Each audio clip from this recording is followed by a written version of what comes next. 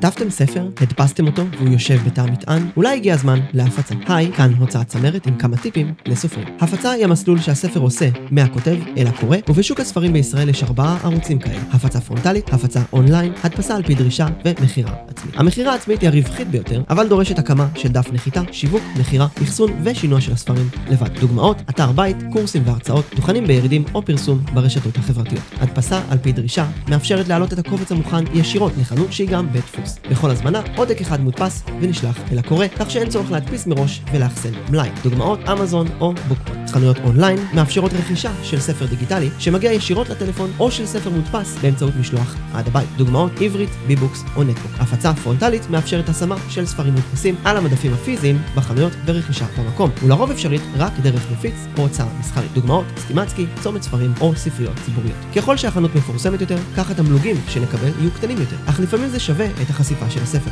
אנחנו בהוצאת צמרת יכולים להגיע לכל החנויות בהתאם לכתב היד, או ללמד את הסופר איך למכור את העותקים בעצמו. אז אם זה נשמע לכם מעניין, שלחו לנו כתב יד או ספר מוכן ונראה מה אפשר לעשות איתו. אל תסתפקו בענפים הנמוכים, בואו לצמרת.